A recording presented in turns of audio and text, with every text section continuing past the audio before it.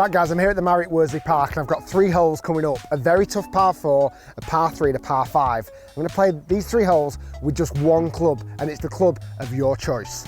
I'm going to go live on Instagram right now and ask people what club I should play these next 3 holes with. Hey guys, how we doing? Just a very quick one. I'm out shooting a new YouTube video. I'm going to play 3 holes, a par 4, a par 5 and a par 3.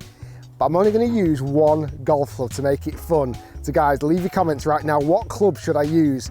I'm not going to use my putter though. So anything from driver only all the way down to lob wedge.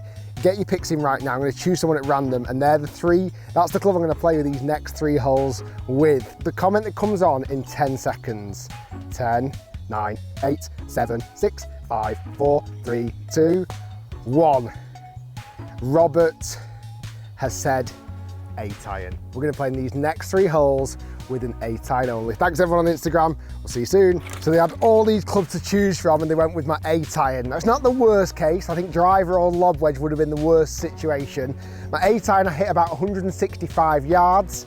It might be perfect for the par 3, but on this hole, which is the hardest hole in the golf course, I think it's comfortably over 400 yards. It's probably like 450 yards. It's going to take 3. Can I get there in 3 shots? I'm not sure, we'll try. Also, there is an educational purpose to this as well. It's showing you how you can manipulate certain shots. I might have to hit it higher, lower, up or down, draw, fade. Also, I'm gonna have to putt with it and chip with it. And God forbid I find a bunker, because I have to play a bunker with it as well. I've also, after the par 3, we've got a par 5 coming up. Or with this, the 8-iron. Now, normally I won't be able to hit with the fellas in front now, but considering I'm only hitting an 8-iron, I can tee off.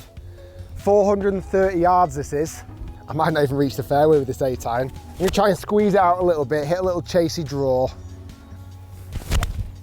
Oh, I've striped it. Nice, I'll take that every day. Right, with 3 holes, a par 4, 3 and a 5. I'll tell you what today's mission is gonna be. Let's see if we can shoot less than 3 over. Less than a bogey on a hole collectively. That's a good strong start. I've reached the fairway, which I'm happy with, and I think I'm going to go 8-iron. I am 250 yards away, so I should, in theory, be able to get there in 3 quite comfortably. Just need to put it in the fairway.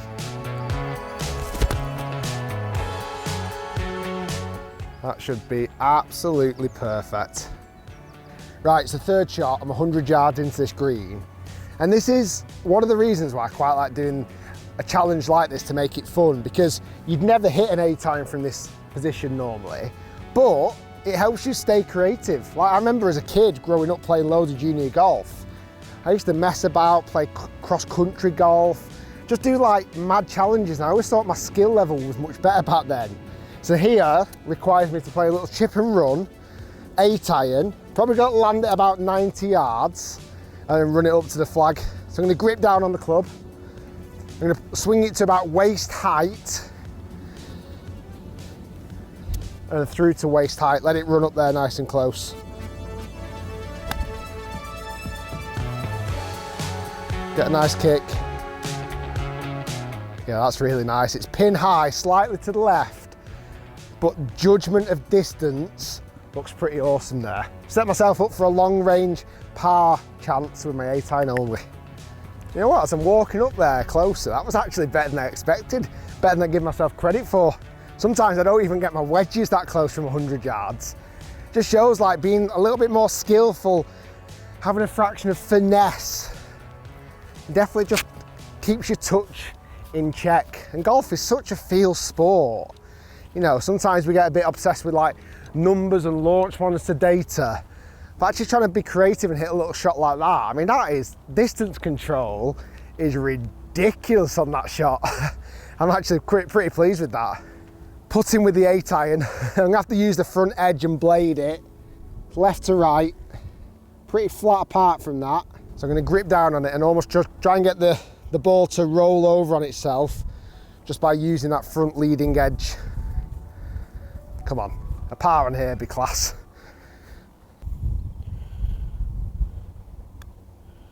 Oh no, it's not bad for speed to be honest, but I didn't hit it great. Let's tap it in for a bogey.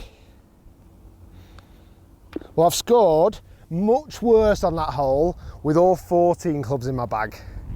So to come off with a bogey with an 8 iron, I'm actually quite pleased. You know what, second hole I'm playing here, the par 3, that yardage is almost perfect 8 iron. I hit it about 165, slightly into breeze, so I still think I have to hit a good one. I'm just gonna let these guys play this hole who are in front of us. I'm gonna see if I can knock it on or even close with this club. There's no problem with this one. There's no excuses if it doesn't go right, because this is probably the club I would have hit anyway. Now last thing, if I get a hole in one on this hole, Robert, who picked the 8 iron, I'm gonna send you a full bag of clubs, brand new. That's if I get a hole in one. There's like mixed thoughts on this. I kind of want to hit it close, and I do want to get a hole in one, but it's going to cost me if I do. Either way, let's go 8 iron. This should be, hopefully, should be perfect. Oh no, it's not going to go close. I've really drawn that way too much. Stop. Oh, Rick, that's horrendous. I've played this hole 3 times the last few weeks. I've played it awful every single time. That's not even hit the green. Shocking. Embarrassed about that. I feel bad for Robert. I didn't even give it a chance. Right, I would actually probably play 8 iron from here, if I'm honest. Bump and run all the way back across the green. A couple of slopes to undulate through and get past. Yeah, just a bump and run with the 8 iron.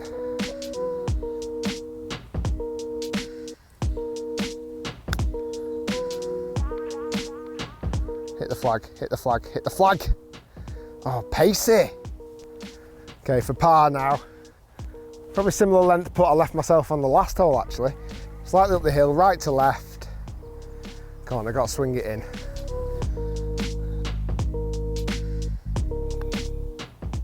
Stay up. Oh, Rick, that's a...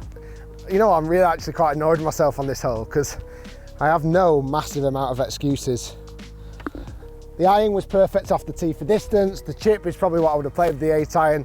Putting, obviously, you can't really guarantee it, but 2 over through 2. And then arguably we've got the toughest test coming up next, the par 5. So in all seriousness, I've been out here doing some practice for a new series that I'm doing at the moment. I'm 3 episodes in so far, which is Break 75. Hopefully you've seen some of them, hopefully you're enjoying them. The first 2 didn't go to plan. The third one was much better, and I've got the 4th coming up this week. Friday, 4 PM, do not miss it. Well, I basically go and play golf, 18 holes at a different golf course, and see if I can break 75. Last hole of this little fun challenge. It's a par 5. It's 530 yards. It's uphill, and then it kind of levels back out. It's a dog leg to the right. If I make par on here, I'd be delighted with an 8 iron only. 529. Yeah, I think it would take 3 incredible hits to get there in regulation, but let's see what happens. See if I can muscle a long one out first to get it down there. Come on, I really do want to make a par on this one.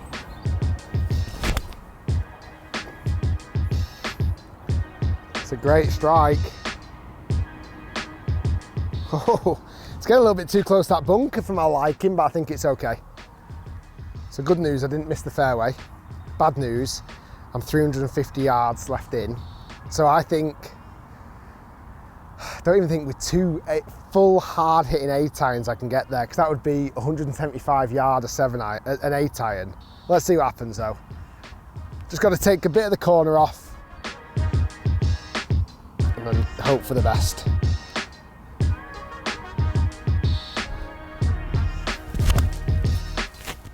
Oh, I've absolutely ripped that one.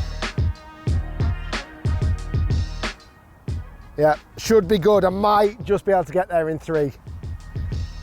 Sometimes, when I hit shots like that, and putting my divot back, sometimes I think I should be a tour pro. Right, I'm 175 to the front of the green from here. So I think even if I absolutely smash one, I'm not sure if I can get there. But I'll try my best. It's slightly downwind. Come on, I'm going to really try and muscle one there this time.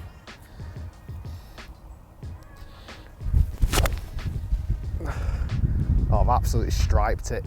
It's right on line with the flag. But I'm about 3 clubs short. We're short of the green. Okay, 3rd shot into this par, 4th shot into this par 5.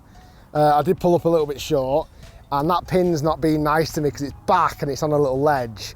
But again, 8 iron's not a bad choice of club because I can run it up there. Back of the stance, run it up. Come on, I've got to finish with a par.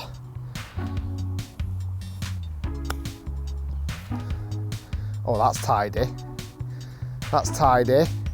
Oh, oh, it's ran on a little bit, but that had a good look in the hole, I must admit. Oh, that was close.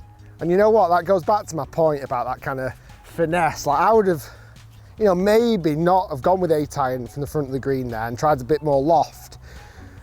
But just kind of playing those little shots that you don't expect to play definitely helps you with your touch. Right, last putt hopefully. Right to left. Come on, knock it in.